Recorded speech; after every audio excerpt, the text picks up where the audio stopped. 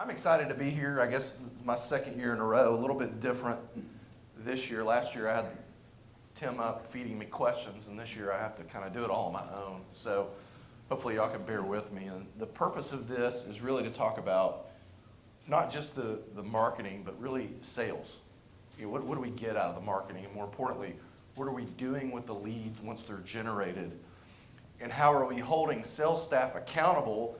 And are they students of the metrics so that they fully get what the vision is from the dealership perspective? And I think that's important, that everybody talks the same language, everybody knows exactly the same thing going on, from the salesperson to the finance desk to the GSM to the GM, et cetera.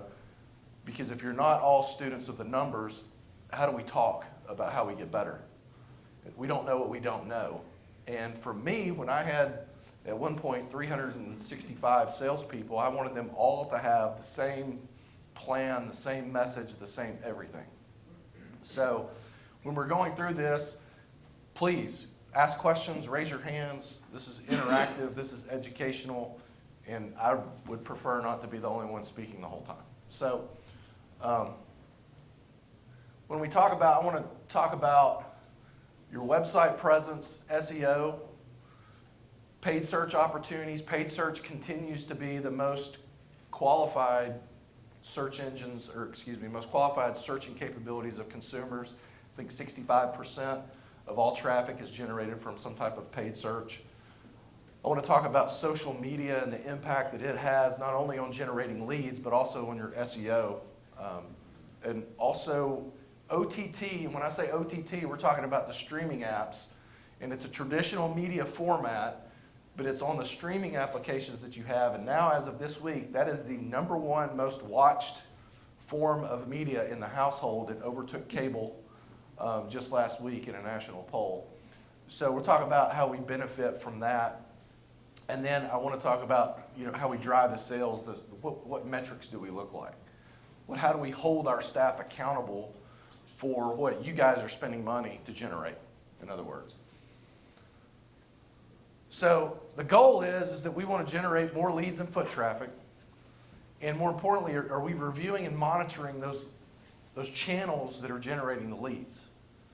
And i.e., want to make your investments go further. And one of the things that I always try to approach from an advertising and marketing standpoint, and I advise my clients on this, is you approach it as an investment. Investments yield results, hopefully, and hopefully those results are positive. So when we think about what we're investing in our advertising, we want those to yield closable leads. And how do we generate more sales from that investment dollars? Communicate on a regular basis. Like I said, your staff needs to know what you're doing, and you need to know what they're doing, and more importantly, holding them accountable. And then also activity metrics that are simple for salespeople. The best car salespeople that I've ever worked with needed to be very focused, and everything had to be simplified. When we got too complex pay plans, it just went over their head and they kind of bottomed out. So I like to keep it simple so that they can look at things. And so when we talk about your brand DNA, that's your website. A lot of web pages look good, they're functional, but are they really and truly creating a user experience for the consumer that keeps them on the page, and more importantly, helps convert into leads? And so one of the things that I recommend is video on the homepage. Video content drives more engagement than stock photos. It just does. It's a proven fact. It should have images of real people. Real people create emotional connections. We want to have emotional connections with our customers because ultimately people buy from people that they like. So the more we can connect individually from a staff to our customer, the better. A lot of websites feature a text tool or chat tool, but to me it's best to have both. And when I say on that, where you can click the call, click the text, a chat function comes up, because if you have the ability, whether your staff, your BDC, or whatever, to engage that customer while they're on your home page, while they're on your website in a chat function, you're capturing that lead immediately. And timing and sense of urgency, particularly in our business, lease here, pay here, is everything. And more importantly, social media icons need to be present. I like to have them in the upper fold. And when I say the upper fold, in the top, up here, so that they're easily accessible. So you don't have to scroll down. You just start clicking right directly from the home page.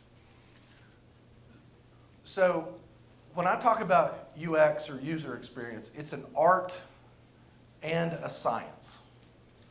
Obviously, there's a lot of technology that goes into how you create that user experience, how you have your website set up. But the art is what we do with it. And we should have strong calls to action.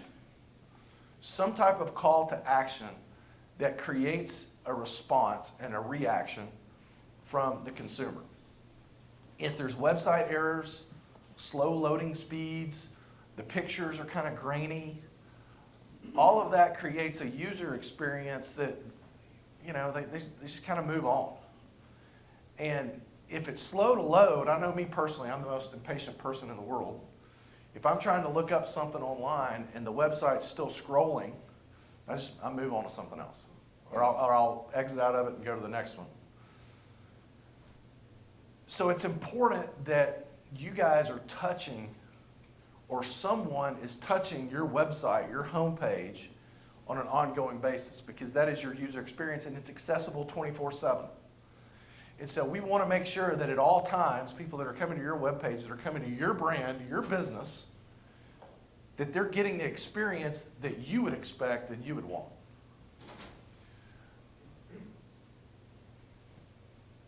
So when I talk about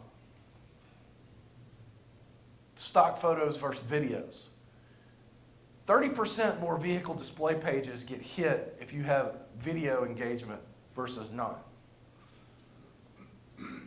The percentage goes up even more of video content versus stock photos.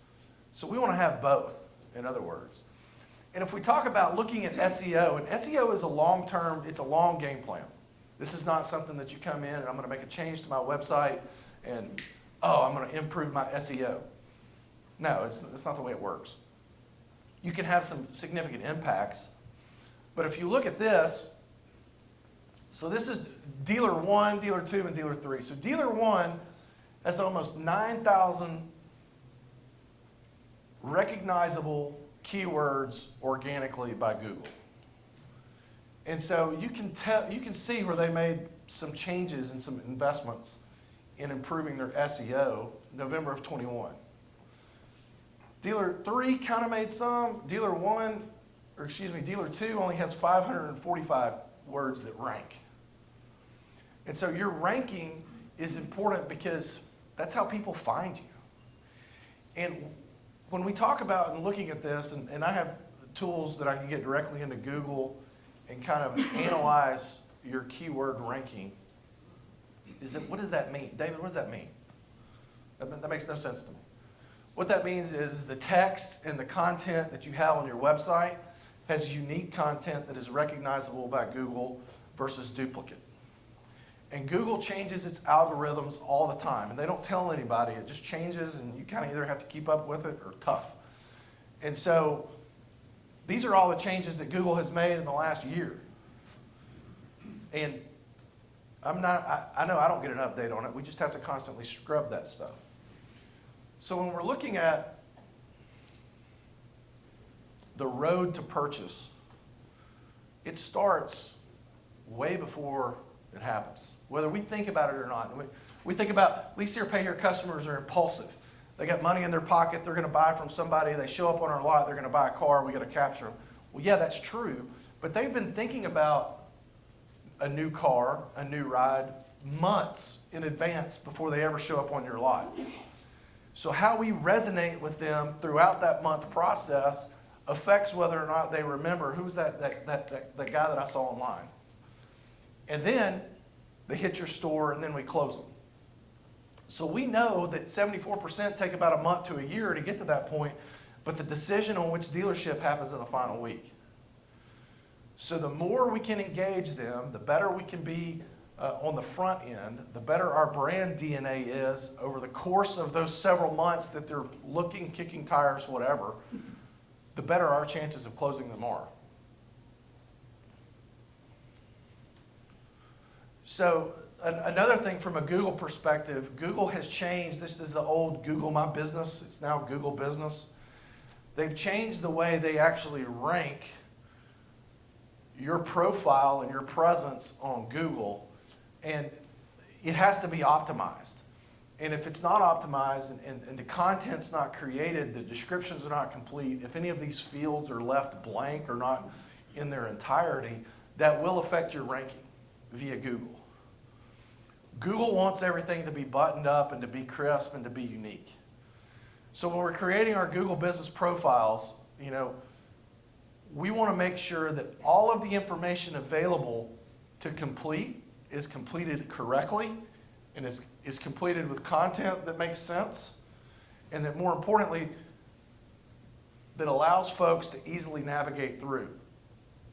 So when we think about that, and we're analyzing different things from a technical standpoint, from a content standpoint, but when I look at someone's website, my team and I, we're going through this stuff, like we want to make sure that a couple of technical things are musts. And you would be surprised at how many dealers have these, but you also would be surprised at where some deficiencies lie. And when we talk about all web crawlers, the robots.txt on your site, that should be found for indexing purposes. That's what helps crawlers crawl your page, basically, and find stuff. Canonical tags prevent duplicate information. Google hates duplication. So even though it might be easier to cut and paste certain things from, let's say you've got a certain tag phrase that you want to use, and you cut and paste, and it's on several different tabs of your website, that duplicate content gets looked at unfavorably from Google. So the canonical tags help prevent that content from appearing up on multiple URLs. The quality of URLs is indexed, which in this particular case, it's good. It's 1,400 for this particular site. Your indexing is what is constantly building up your domain presence. So we want to make sure that weight is good. If it's not, then pretty much if it's lower than 1,000, there's some work that needs to be done on it. Schema markup, it helps search engines return for more informative information. That means when you're Googling something or you're searching something, the schema markup tells your computer and Google to remember those sites, and you can go back for easy access. And sitemaps, to where your business can be located, need to be embedded and found on your webpage. So these are all like technical pieces that your IT person, your website provider, whoever you're using to touch your pages on an ongoing basis, these are basic from a technical standpoint. When we talk about from a content, title tags should be present on all key pages of your website, and particularly in the formation of vehicle display pages. And more importantly, they need to be optimized.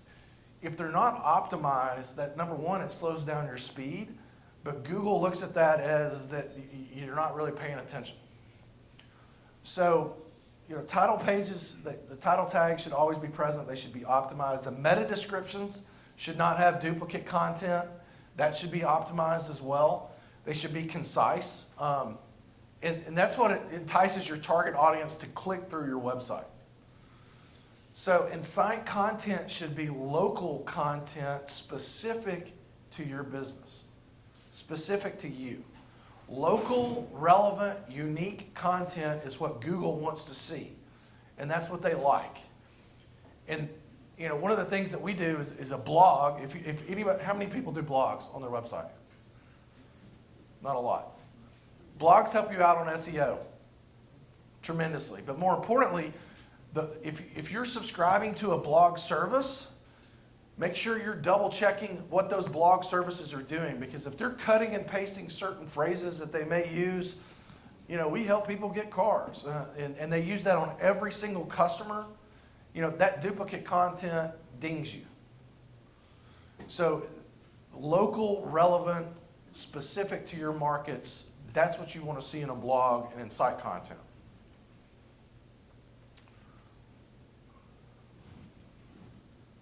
A bit of a drag here.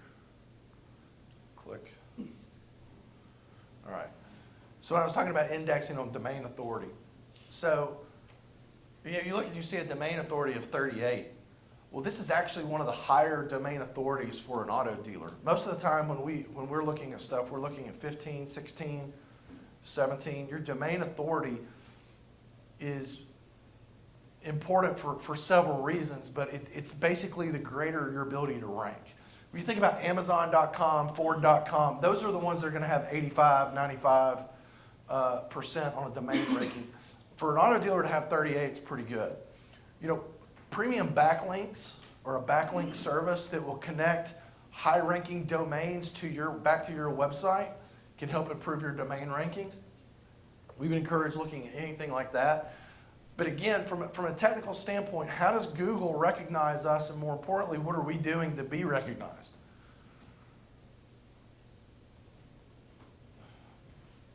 Man, this is slow. There we go. So the other thing, too, to look at is directory listings. And this is not just, well, David, nobody uses Bing, or nobody uses Yelp, or nobody uses City Search or anything like that. And to an extent, somebody might not be on City Search looking directly for a car, but they could be on another application that uses City Search. And so if you have directory listing errors, like in this particular one, there's 32 errors. The addresses are different, the phone numbers are different, it's not found. Again, that hurts your rankings with Google. And so one of the things, cleaning up those directory listings that make it relevant for your business is important from that. We think about all these technical things from an SEO perspective, right? I mean, remember, SEO is a long game plan. It's a marathon. And because it's a marathon, that means that somebody has to be touching this stuff, consistently, ongoing, and not just once a month.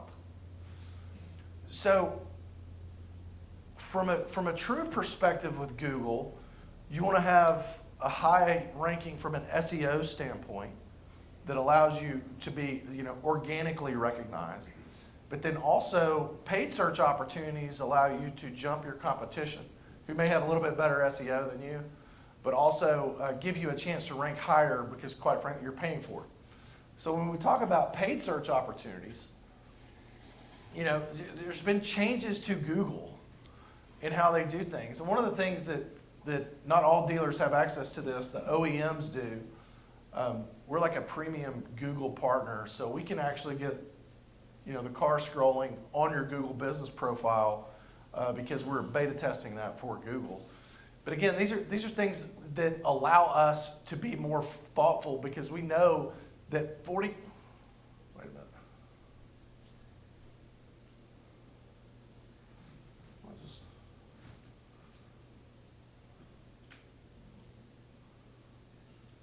There we go.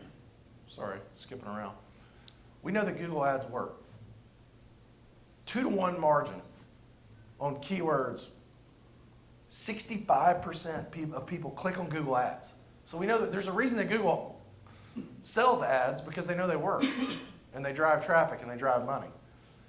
And so when you think about that, from a perspective, in this particular, dealer 3 and dealer 4 have no paid keywords.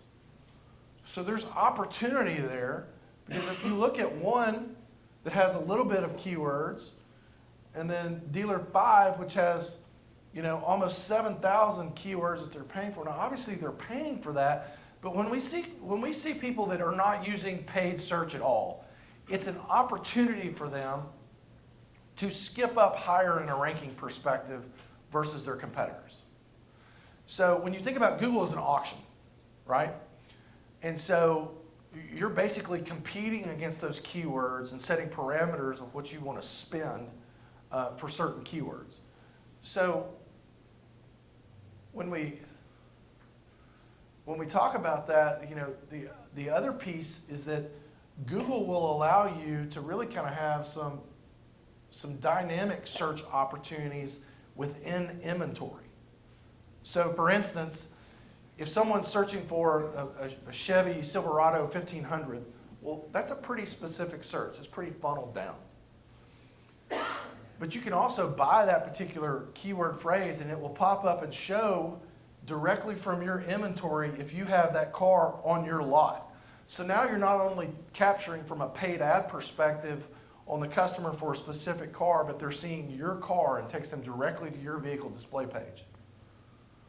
So again, further down in the funnel, directly to your inventory for a specific vehicle. Database mapping with Google allows you to be more specific for where you want to target your paid search activities.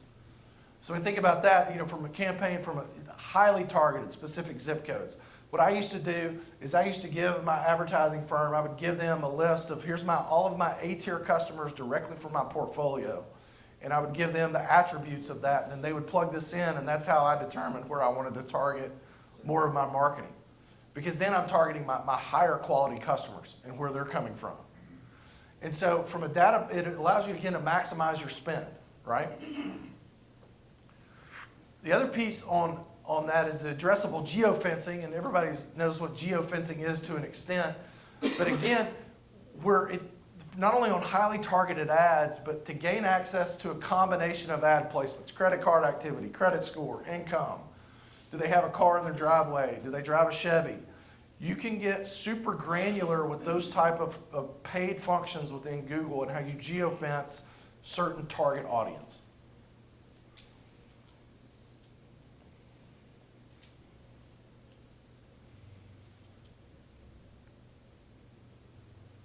There we go. Other type of paid, services that you can get is that occasionally, once a quarter, I would do an email blast.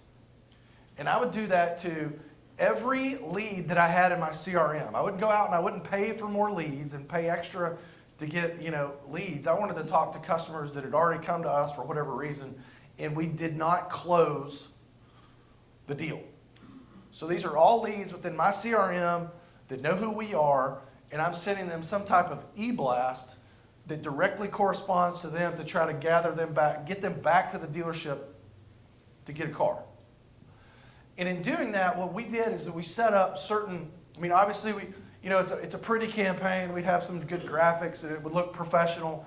But more importantly, when they clicked on that email and they opened the email, I would have created a separate landing page that was hidden on my website to gather their information and send that directly into the CRM so that I have the ability to track the success of that particular email campaign. Because I want to know, okay, if I spend $2,000 on sending out 100,000 emails, I want to know how many leads did I get and how much interest did I get from the consumer from those specific type of targets. Again, maximizing our investment. And yes, ma'am. Can I ask a question about that for a moment? Yeah, absolutely. So the FTC has some new disclosure coming out. Mm-hmm. And if you advertise those cars and they're not there when the consumer comes, there's going to be fines or penalties or fees or so. Uh-huh. So from your perspective, do these refresh on a 6 to 7 hour basis to make sure that if you sold that car, or leased that car? So it's my understanding from the FTC perspective on any visible car that's coming out, and hopefully Tim will talk about this in DC next week a little bit better. As long as you have disclaimers that explain the stock number, when this was generated, and when, then you can get away with not having to update the actual images of the vehicle. But you'll notice down here in the fine print, nobody can read that, but vehicle show is for demonstration purposes, actual vehicle. So there's the whole laundry list of the disclaimers that have to go with that. That's one of the reasons, again, my legal team scrubs all that stuff. But you're right, with the new FTC rules, anytime you show a specific vehicle, it either has to be present or you have to have the FTC approved safeguard disclaimer that allows you to do so. Which, again, the DC, I'll be in DC next week for the policy conference with NIADA. These are some of the things that are going to come up because it creates more burden upon us as the dealer on the finance company to keep up with some of this stuff that's not relevant. How many of you use social media, Facebook marketing, Facebook? How many of you get a ton of leads via Facebook? And how many of those leads are really good? Right? It's a generator. It's kind of like a down payment. You know, anybody that $99 down, you get a whole bunch of traffic off that, right? But is that traffic really good in a lot of cases? So when we talk about social media, we're talking about how we not only are furthering our brand presence, and which, by the way, Google looks at how active we are on social media. It's considered relevant, useful information. What type of buzz are we creating on social media that affects our rankings? But we're also talking about what's the messaging that we're saying. And so I am real big on what you see on the website. It's what you see on Facebook. It's what you see on LinkedIn. It's what you see on my Twitter feed. It's what you see. All the campaigns should be exactly the same. The imaging should be the same. Because remember back to that slide when we're talking about 74% of people take several months before they make a decision. Well, I want to resonate, and I want the same brand to be resonated and resonated and resonated with them throughout the entire campaign. So whatever they see is going to be consistent. There's a reason why, McDonald's jingle ba-da-ba-ba-ba, is synonymous with their brand. Is because it's on everything. So when we talk about, cohesive campaigns, video images, reputation management, do your employees know how to use Facebook for their benefit? You've got your company page that you're utilizing, but I can't tell you how much engagement my sales staff used to get on their own by doing a 15-second video. Hey, this is David at American Car Center. I just got this 2017 Chevy Malibu in with 60,000 miles. Call me. Who needs a car? That 15-second video would get a tremendous amount of engagement. And that didn't cost us anything. And the salesperson is generating people for his benefit because they're coming in and asking for him. We even had one sales manager that would wait until the trucks were dropping cars at 11 o'clock at night, and he would run down and do a video at 11 o'clock at night of them pulling cars off the trucks and share it on Facebook then. And the engagement and the number of shares and the number of involvement that he would get on his personal Facebook page, as well as he would tag, say, I'm at American Car Center in Dothan, Alabama, you just get a lot of traction on that. So it's important that your employees are social media savvy. If they're not using social media for their benefit, they're missing out on opportunities that have people coming in and asking specifically for them. A lot of people have digital ads. Well, it's a round robin. It's so-and-so's up. It's so-and-so's turn. I always wanted to be this person that never had to worry about taking a lot up.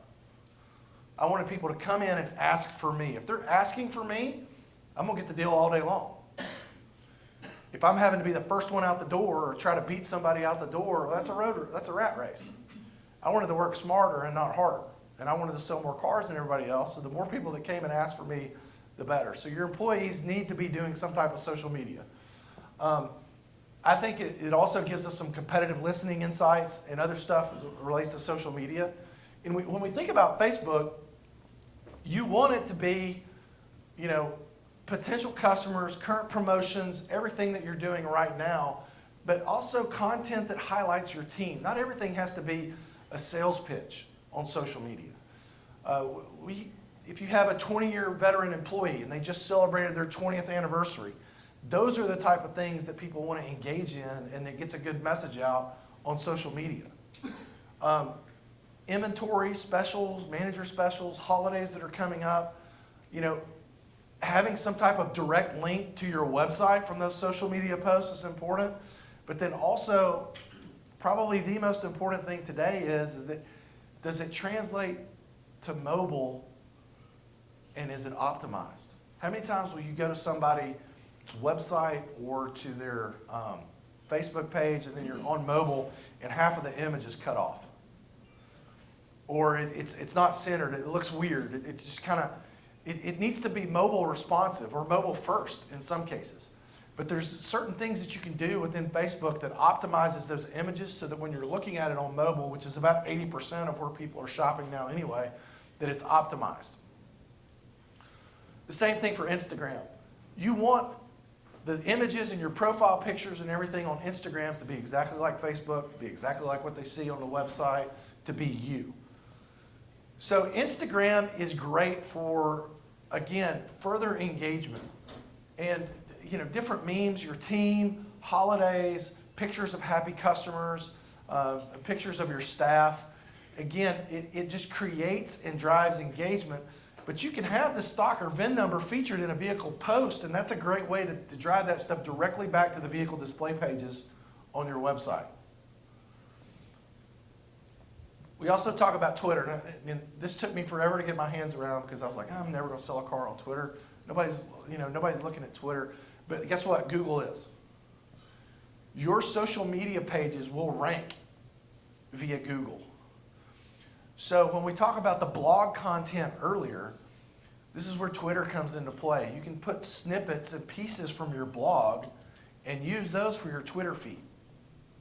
And it's a great way to just create additional engagement, additional information, customer highlights, content, holidays. But again, you'll notice this is a recurring thing, having a direct link to the website and featured vehicle posts.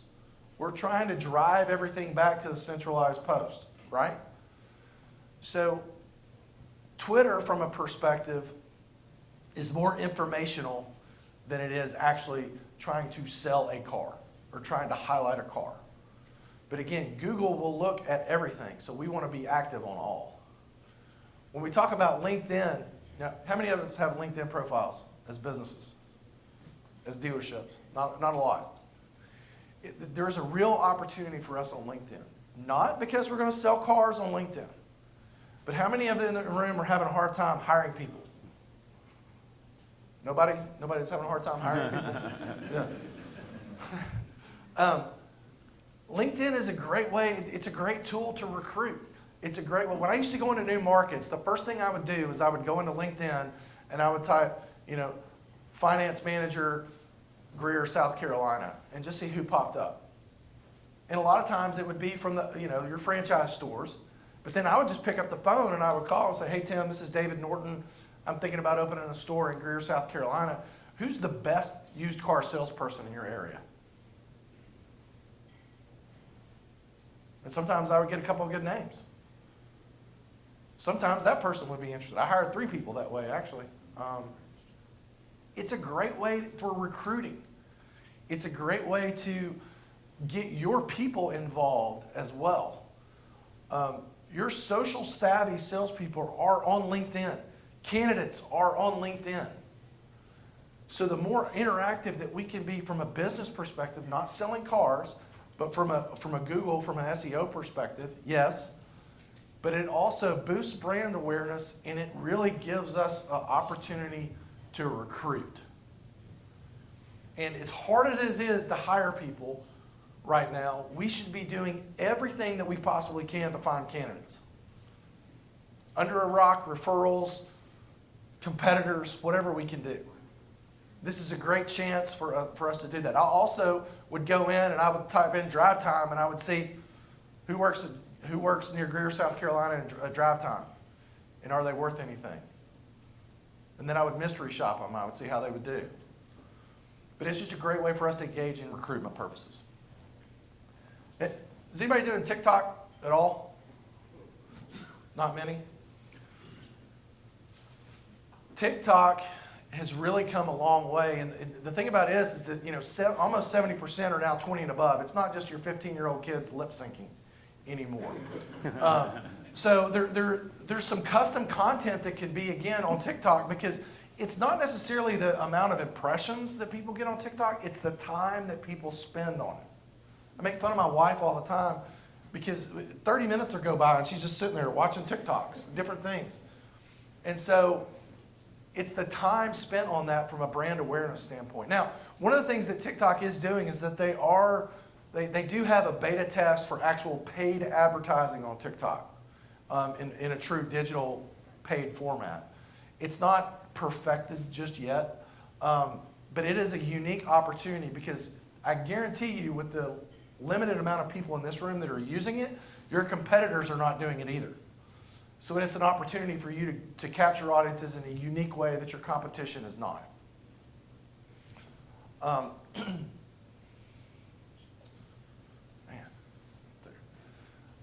For paid Facebook advertising, the carousel ads and the ability to do that is pretty specific. And what I mean by on the carousel ads, it drives 10 times more traffic, but more importantly, it's user specific. So if I'm looking at trucks and Tim's looking at sedans, we could be standing side by side with each other on Facebook, and my carousel ads are going to show trucks from your dealership. His is going to show sedans. So the pixelation within the intelligence within Google allows you to get very specific to the customer, to the consumer strategy, and tap into that. And it drives 10 times more lead traffic in that type of environment from a paid perspective. The other thing that we did too is lead ads. And again, I asked the question, how many people get leads from Facebook and are they worth anything?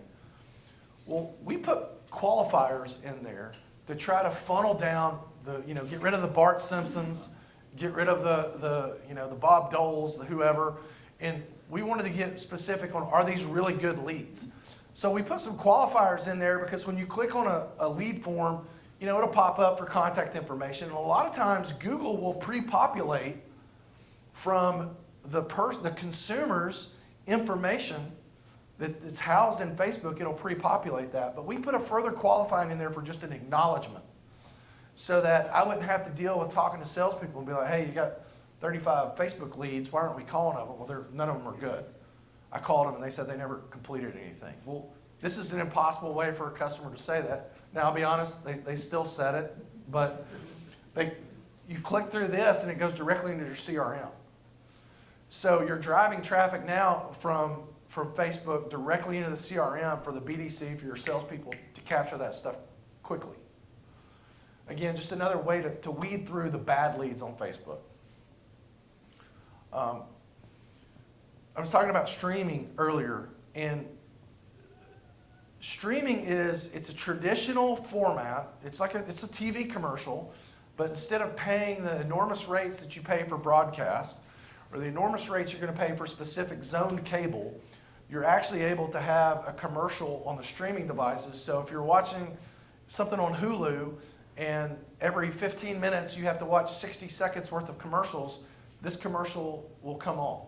Your commercial will come on OTT. And 84% they have some type of subscription device, whether it's Amazon Fire, Roku. I don't even know if you can buy a TV. I'm sure you can, but most of the TVs now at Best Buy or anything like that, they're all smart TVs. So they have the streaming apps. It's the number one way that people are actually watching TV at this point. So what's key about OTT versus other types of digital media is that the completion rate is almost 99%, i.e., people do not click out of it. They actually watch the commercial in its entirety. And even though it's a traditional media format, because it does have this digital overlay, you can get super granular on customer information, zip code, income, auto and tender, and you can specifically target those type of customers versus just buying an entire zone of cable. And it may have, a portion of that zone is your customer and a portion of it is not. But in this particular case with OTT, you can have 5 people watching the same app within 5 feet of each other, and they're all going to see different commercials. So the completion rate is huge, and the impressions. So, ESPN, this is just an OTT reporting example, 58,000 impressions. And when you talk about, well, David, can I track an OTT or can I track a TV commercial to an actual sale? No, you can't. And not all forms of advertising or marketing are going to be 100% lead source. I sold a car directly from this commercial. But the branding, the months of prep before they make a decision, that's embedded in their head. And for me, we were the king of credit. We had the lion with the crown and all that. And my kids used to make fun of me and told everybody I worked for the Lion King. But people would come in and say, yeah, we've been trying to figure out where we're going to buy a car, where we're going to get a car, blah, blah, blah. And we remember you guys were the king of credit and the lion because of the branding. So your traditional formats, your OTT formats, is about consistently driving your brand and having that embedded in your customers. And it's, again, at the fraction of the cost, where you might pay $20,000 for, 300, points, 300 rating points, total rating points a week in a digital in a cable zone. You pay $5,000 for OTT and you get the same amount of impressions, the same amount of ratings. So it's a fraction of the cost, and again, you can be more specific to your customer. Okay, David, this is great. How does this sell cars, right? How do we help deliver units? How do our leasing program, do we get people signed up? And I talked earlier about we want to make sure that everyone is talking the same language, that's speaking the same thing. So when we talk about that, on the activities, I was always, when I first got into sales, it was a lot of phone calls. But we tracked phone calls and the success of those phone calls. And on average, if you make 100 outbound phone calls in one day, 10 people are going to answer the phone. 10%. That's it. Of those 10 people, probably 5 will set an appointment, 3 will show up, and you'll deliver 1 or 2 cars, just on average. So my goal was, okay, well, that's one day. So if there's 5 work days during a week, and I make 500 phone calls, and you're telling me that I can deliver, maybe 10 units in a week as a salesperson, I'm pounding the phones all day. And that's all I'm doing. I'm not taking lot ups. I'm not worried about that, because the law of averages, activities, I cannot control whether I beat my partner out the door. I cannot control whether this person has a required down payment. I cannot control whether they like me or not, but I can control my phone activity. I can control my activity. So when I managed sales staff, it was all about managing their activity, because the activities would yield results. The bottom line. If we had the entire sales department doing the same thing day in and day out, good things were going to happen. So we had goals, and we had those goals built around activity goals. I mean, obviously, everybody has their sales forecast. You've got what you want to do for each store. You got the number of units that you want to deliver. But do we know how much that means from an application standpoint? What's our look to book? What's our closing percentage? We closed at about 44%. I think that's what we averaged. And so if I had a store whose goal, was 100 units, well, that meant that I needed to have 227 apps. Okay, well, how do we get apps? Well, you got to get people to the store, or they got to complete and convert online.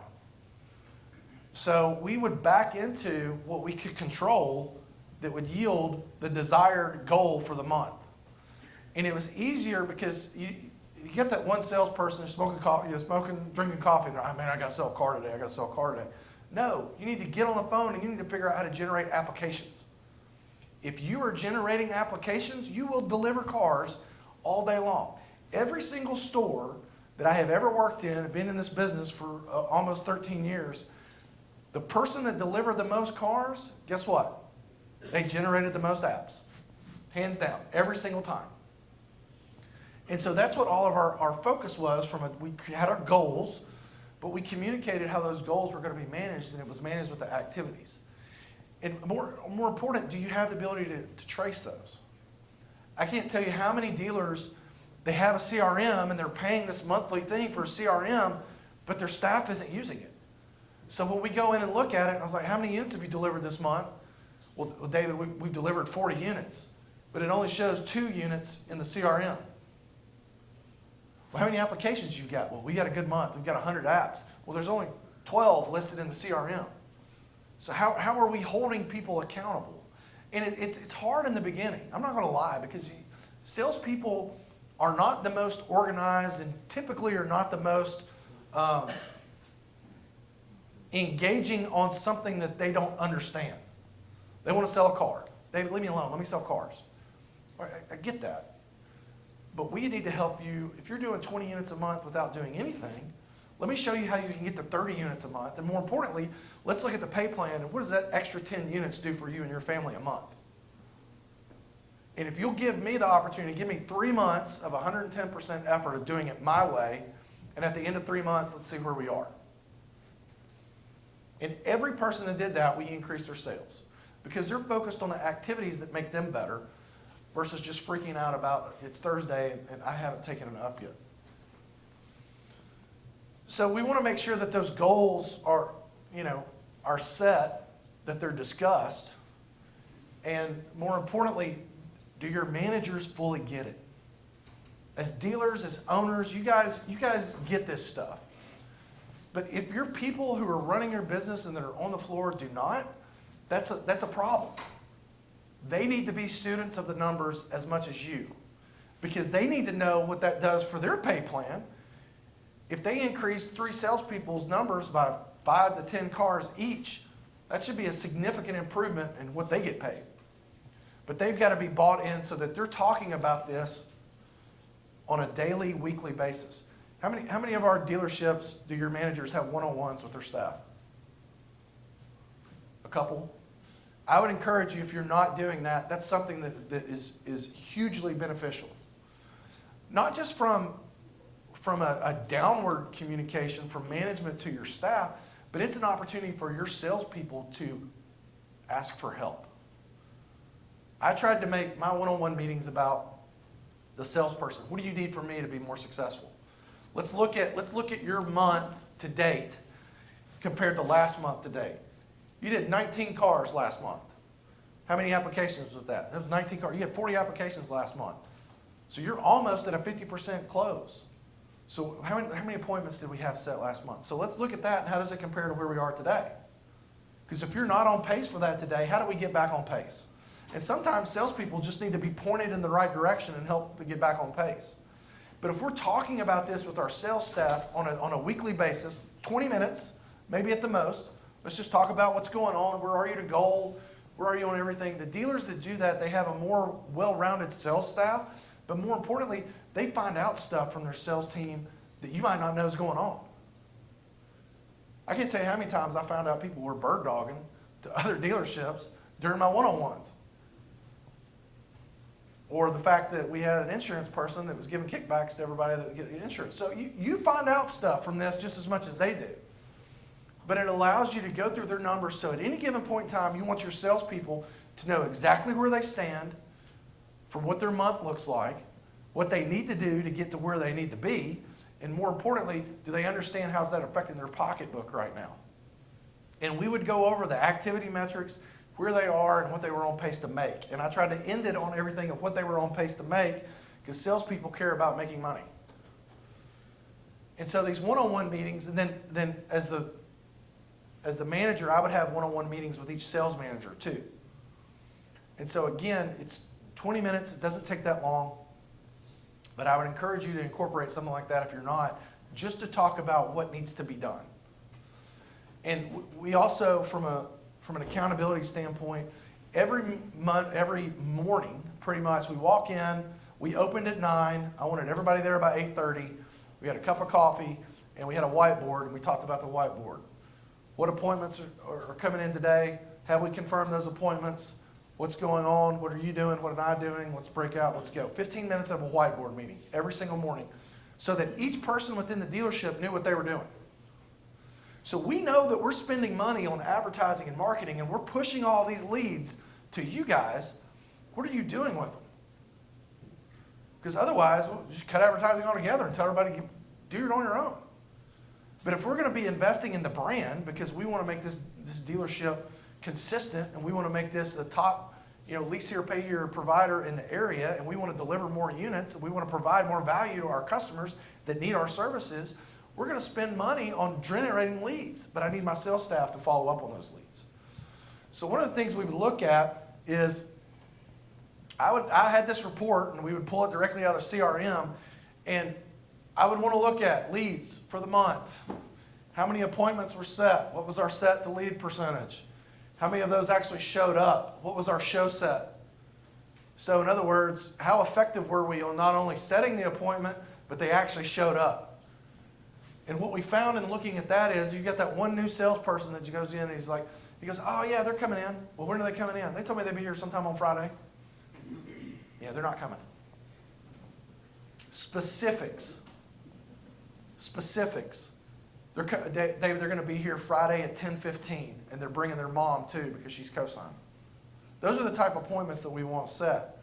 And the applications, I wanted to know, of these people that showed up, how many of them did we actually generate an application? And this is the spread that I really focused on. If they showed up to our store and we didn't get them inside to do an application, what in the world did we do when they got there?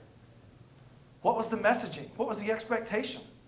That conversion opportunity is the difference in 10 to 15 to 20 units a month at your dealership. Because if they took the time to come, and we got them to show up, but they didn't complete an application.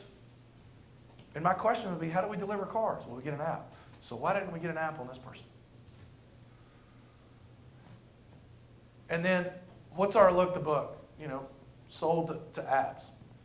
And in this particular scenario, we only had 70 apps. This client only had 70 apps in May, but they delivered 42 units at a 60% close. Well, what we found out on that is they had one salesperson that he would sell a whole lot and make a lot of money, and then he wouldn't do anything. They'd sell a whole lot and make a lot of money, and they wouldn't do anything.